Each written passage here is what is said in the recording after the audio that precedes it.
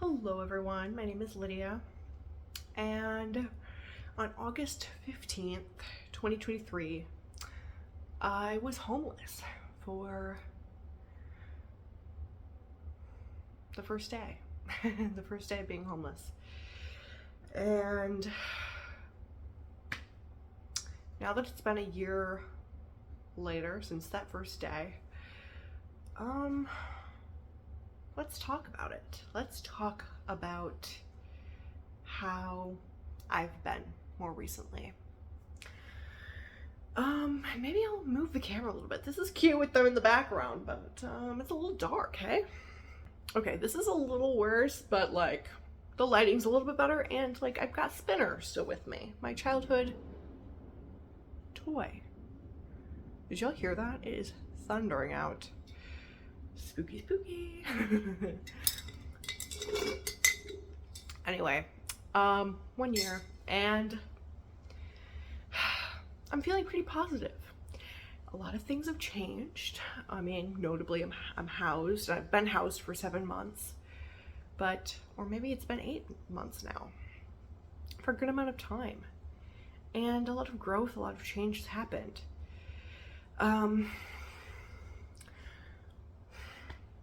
Before I was homeless,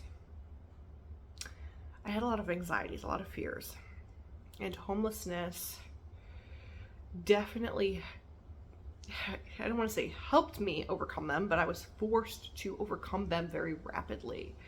I was forced to be put in a position where I had to do things that usually would put me in a fight or flight state, while on top of being in a fight or flight state just because I was, without a house or without a home. And that, helped me in a weird way, but it also was extremely difficult. Notably, I had to talk to people on the phone, even when they treated me very poorly. In the past, before I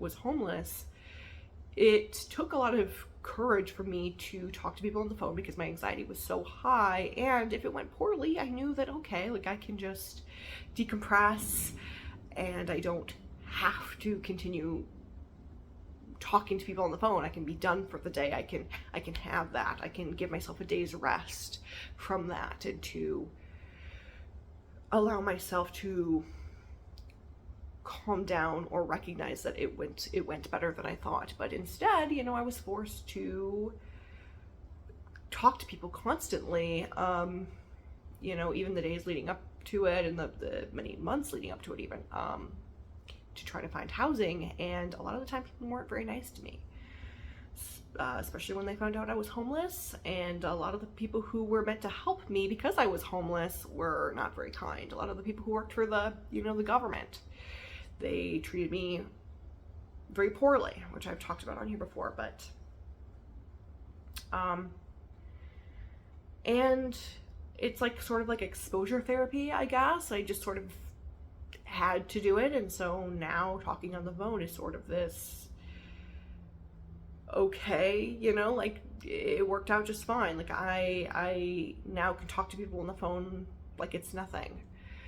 And I don't really like to credit being homeless for that completely, because I was constantly aware of my shortcomings, and I was constantly aware that I had a hard time with that, and I was always trying to work to better myself to get to this point. And so even though I was forced to overcome that at a very rapid pace, I don't necessarily know that was necessary. Went to therapy for a while, and that was something that I thought was interesting that my therapist had brought up. She said something like, do you feel like in a way these difficulties have helped you overcome, or like, do you think that these obstacles have actually helped you, or these difficulties in your life have actually helped you in some way? And my immediate answer was like, no. And I don't remember exactly how she answered it, or how she asked that, because my immediate answer was no, or do you think that these difficulties, these challenges, these traumatic situations actually helped you in some way in your life? And I said no. My immediate answer was like, no, I don't think so, because overarchingly it caused tremendous trauma. And then, later, I have issues with, I didn't enjoy my experience, my first time experience with therapy, but I am searching for a different therapist to find out if therapy is just not for me, or if it was just that therapist. I don't know, time will tell. But I said no immediately, because like everything else had actually, there was a lot of aspects of it that actually made things far worse for me and added significant trauma onto me. And then in a different circumstance, when I did admit that I was progressing in some ways, oftentimes due to the fact that I was under exposure therapy to some degree, she was like, see, and didn't you say that it didn't help you? It did. It actually, aren't you noticing something? That it did help you. That those traumatic things that you had to go through actually did help you. And it's like, well, they did, but I don't know, I can't say that they helped me in a way that I wouldn't have already progressed, if that makes sense. Like, I already was working on myself in these areas. It just forced me to do them even faster, which I almost feel like wasn't a benefit, but it is what it is. Didn't love that my therapist thought of it in that way, that she brought it up like that, but whatever. I don't know, did get me thinking a little bit, but that is that. I have overcome a lot. But I don't know that it's something that I wouldn't have overcome had it been for the trauma. I think I would have already overcome these things. I think I would have overcome these things just at my own pace, because I wasn't a person who put these things off. I wasn't a person who stopped thinking about my shortcomings. I always had them in my mind of, these are the areas that I want to grow in. These are the areas that I struggle with. I just tried to accomplish them at my own pace, and life said, haha, actually, you're going to be sent to the trenches and hope you survive. And I did. So there, pros and cons, I guess. But, that is something kind of, I guess, interesting to think about when people ask, well, don't you think that this trauma helped you in some way? It's like, well, did it? Did it help me in a way that I wouldn't have ordinarily been helped in? Okay, I'm back. And that's not to say that other traumatic situations haven't been that for me. I just don't think toxic mold really was. And maybe over time I'll find out something different. I will discover that I actually needed to be homeless in order to learn certain things, but so far I don't feel like that was necessarily the case. As for toxic mold, it's a different story. I was in toxic mold before being homeless, and yeah, there were qualities about me that I've talked about on here before that, had I not been in toxic mold, I don't think I ever would have thought differently. I don't think I ever would have been this person that I am today. I don't think I ever would have let go of some of those toxic traits that I had. So toxic mold, even though that was hell on earth, and in many ways worse than being homeless in many, many ways, they were just different, really. I mean, they were both pretty bad, but they were just different than each other. And toxic mold was just terrible for its own set of reasons. And I don't know, but at least that I kind of feel as though there was some semblance of necessity. Also, the person that I was before toxic mold was headed down a very dark path. I was extremely depressed, getting out of a relationship, and I was an astrologer before Toxic Mold. I was very into New Age and spiritualism, and I was a Christian, but like, well, like I'm a Christian, but like I also do believe in all this stuff, and I tried to justify that, and Toxic Mold really was this like ultimate detox from all of that, and it saved my life, my spirit in many ways, even though it was horrific.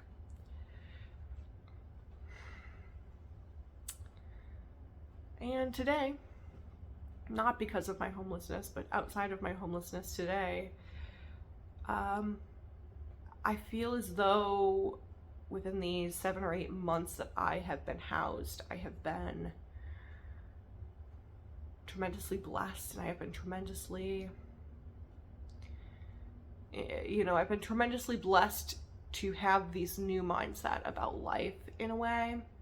I was already very compassionate for people before, but I'm at least now very aware that there is a housing crisis going on, and that has brought a new set of compassions, I guess. But I've also done a lot of healing, a lot of forgiving, a lot of working on my nervous system, and I feel internally a lot more free than I was. And working so much on the anxiety that I was experiencing, because even though I overcame some aspects of my anxiety, like I was able to talk on the phone, and I'm able to talk on the phone a lot easier, I also still had heavy anxiety when I was talking to people, and I think largely that was due to being in complete isolation for about 4 to 5 years, and then while I was in Toxic Mold, and then the year after healing, just complete isolation. And so now that I have been housed for about 7 or 8 months, I've been really forced into this new lifestyle where I'm not isolated anymore, and I've been forced to talk to people. I live in an apartment building that has a very tight-knit community, and it's like I've been just sort of thrown into this new lifestyle, this new world, and it's a beautiful thing.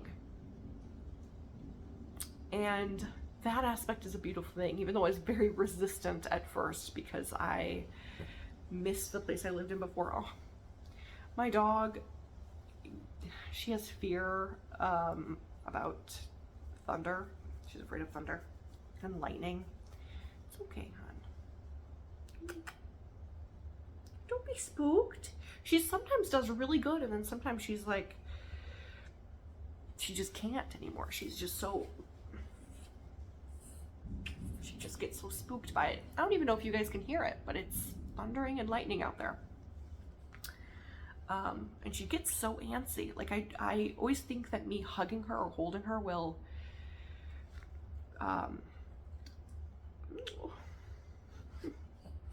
she is just the cutest thing. You ever just look at your dog and you're like, how does something this cute exist in the world? I always think that hugging or holding her, and petting her is going to calm her, because I've tried just completely ignoring her, and she's just so antsy. And I try, even when I'm hugging and holding her, to just make it kind of casual and just not make it like I am doing this and perpetuating a reason to be afraid.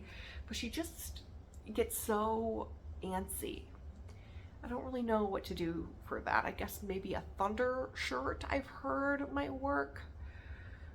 I might try that. I don't know.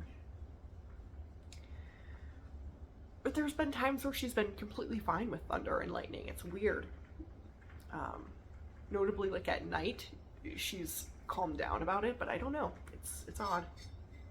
It's okay, baby. Anywho, what was I saying? But yeah, I've been thrown into this new circumstance, this new situation, and it is been really good for my mental health, I will say that. And I do think that there is blessing in this. There's such a blessing in living in this new place, and being in this new place of my life. I've overcome such great fears, tremendous fears that I no longer have. I'm able to have a conversation with anybody, and that is huge, because I've always wanted to be that person who could have a conversation with somebody, or if they really wanted to connect and they were opening up that door, that if I was interested, could connect with them. And previously I always felt like I was too in my head, too trying to be perfect, too professional. I didn't know how to come across in a down to earth sort of a way, or like a way that connects with people, even though I want to. I feel like over text I've always been pretty good at connecting with people when I've been clear-minded. But in real life, it's just kind of hard to relay how I'm feeling inside, and it's been easier for me. I feel like I am overcoming that, and I'm able to let the inner me come out. And I think a big part of that is tapping into my inner child and allowing, during this time in my life, especially now that it's been a year since that first day, within this past month, just being aware that the day is coming, that this day is coming, allowing myself to completely tap into what my internal desires, my internal wants are. Like, okay, right now I feel like I have a ton of energy and I want to run around. Okay, do that. Do it. It might not make sense, but do it. Or right now I feel like I just want to cry. I was just sitting there and I was okay. Cry. Okay, do it. And, not beating myself up for the days that I want to do absolutely nothing. I've never read the book, The Body Keeps the Score, but I do want to, because it sounds like such a good book, and I've heard people reference it. And a little while ago, there was a TikTok that was talking about the meaning of that, what that means, the body keeps the score. And they were talking about how it means that our bodies all have this internal clock, this internal understanding of time. Our bodies remember things. Our bodies remember everything.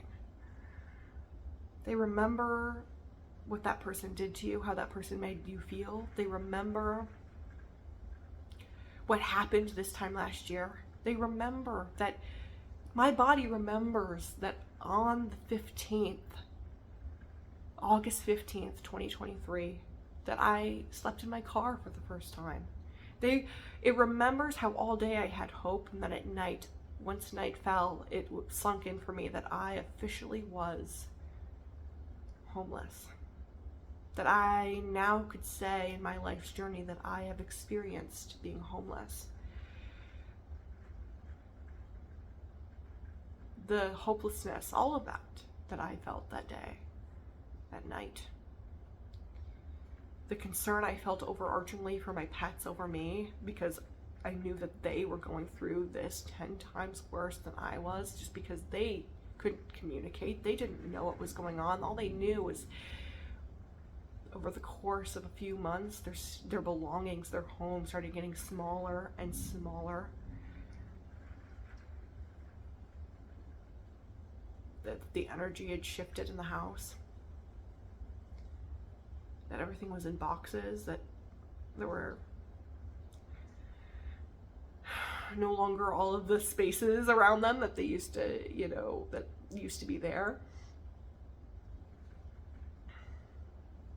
And then one day it was all gone and packed up in a single vehicle, and we were all in there, and they never saw that place again. That's all they knew. And I knew that's all they knew.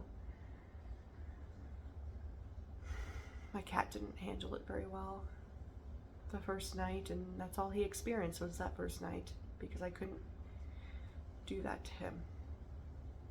And grappling with that, grappling with the loss, not only of everything else, but also a family member. Because to me, pets are family. And knowing that you have to do the right thing by them, and sometimes that means letting them go, giving them a fighting chance even though you don't know if you're going to have one, and then finding somebody to look after her and that whole journey. I never talked about that on here, but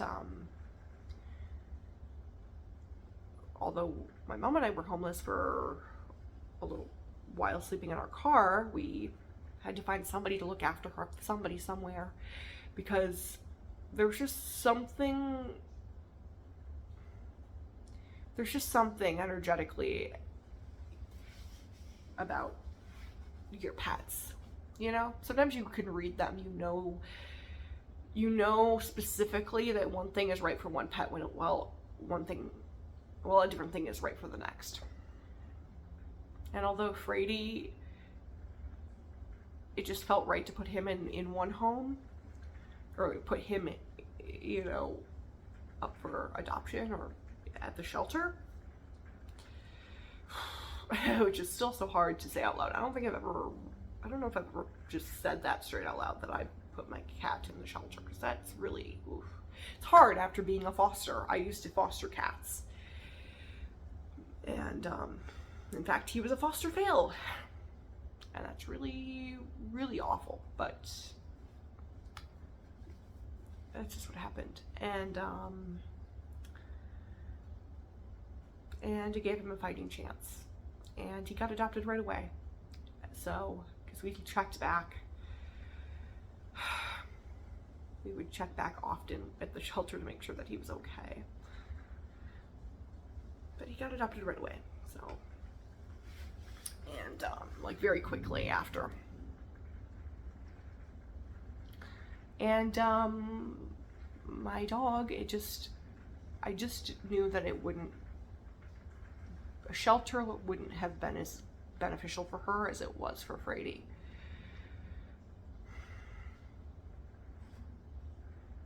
I mean, Sophie and I have this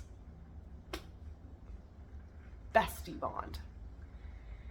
And I love Frady so. I mean, Frady was, you know, he was my family too.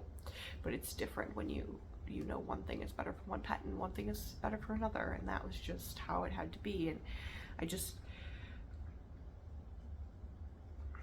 I tried so hard to find a better option for each of them, like just whatever they needed. And so I searched for somebody who could watch Sophie, and I searched through a church, and a church I've never been to, because I haven't been to a church. I hadn't been to a church in a long time, and especially during isolation of toxic mold, I couldn't. But I went and I dropped her off at this woman's house, and this woman we ended up staying at her house, my mom and I, for a big portion of our homelessness. She was a complete stranger, and she was incredibly manipulative, and it ended up being a very toxic situation. Oh, baby, you're okay, honey.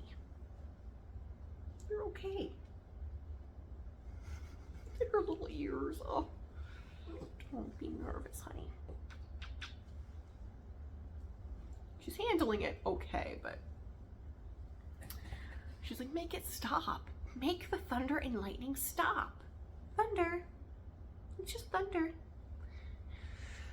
But yeah, this woman she added so much more trauma onto our homelessness. It was wild.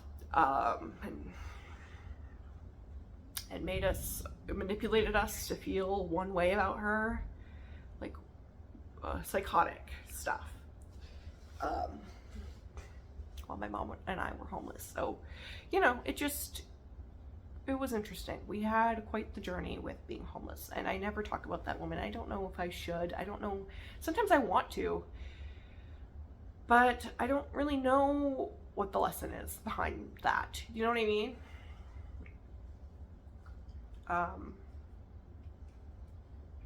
But it's crazy. So I lived with her for the majority of our homelessness, in fact, and she just made us to believe one way, in a very manipulative way, and in fact was absolutely psychotic. Anyway, I say all that to say that even with all that happened, like, I feel like this is such a beautiful time in my life right now, and I've been tapping into what I'm meant to do, tapping into who I'm meant to be, even if it doesn't make a whole lot of sense, rediscovering myself in a different way. I think maybe this was last month, I talked about how I've been interested in dragons lately, and that doesn't make a whole lot of sense for my personality or for me and who I am, but it's like I'm just allowing myself to enjoy dragons and being like, you know what? Sure, that's maybe a strange thing for me to enjoy, to like, to be interested in, but why not? Why not? Oh, honey.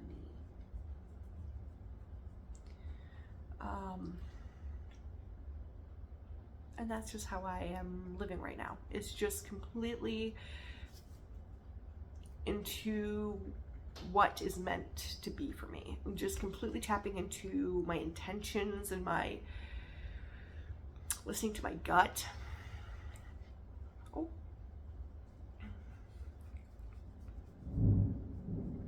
Thunder. I always hope that maybe if she knows what that is and she hears me say it, that after a while she'll realize, like, oh, it never hurts me. She always says what it is, and that thing never hurts me. She's handling it better than she has in the past. But anyway, that's just what I'm learning at this point in my life, to just sort of listen, and it's working. It's working. I have experienced such a freedom lately. Such a freedom. I've been talking to people around my building, listening to their stories and connecting with them, being an integral part of this community, just as they have done, to me and for others. And it's like, it just feels really nice to be part of this, and to not be afraid, and to not second guess and overthink every little interaction that I have. And I've just noticed this freedom as I started diligently praying for a cure, literally cure my nervous system, rid me of anxiety. I give it all to you. Praying without ceasing, knowing that it will be done, and just completely being in tune with what my body and my gut and my spirit is wanting. So if you're going through something, or if this is an anniversary date for you, maybe try doing that too. Because your body remembers, and now it's going to remember a whole different memory. Like, my body right now remembers, okay, August 15th, 2023 looked like this. It looked like nights spent in a car. It looked like stress beyond belief. But August 15th, 2024 was peace. And that's my recent memory. That's my recent knowledge. My recent knowledge is that it can be peaceful on August 15th. It can be peaceful. And it was peaceful. And in fact, I listened to my body, and I was kind to myself. And I was aware of my surroundings, and intentionally eating and giving myself that peace. And even if you weren't, and you fell back into old habits and you cried, there's something there too. Healing that aspect. but not being hard on yourself during these days, these anniversary days. They're huge. It's huge. Anyway, it's just a little bit about my progress recently, where I've been spiritually and emotionally during this time, during this anniversary date. And I hope you enjoyed this video. I hope you got something out of it for your own life, for your own good, for your own nervous system regulation healing. Today is a good day. Today is a good day. And tomorrow is a good day too.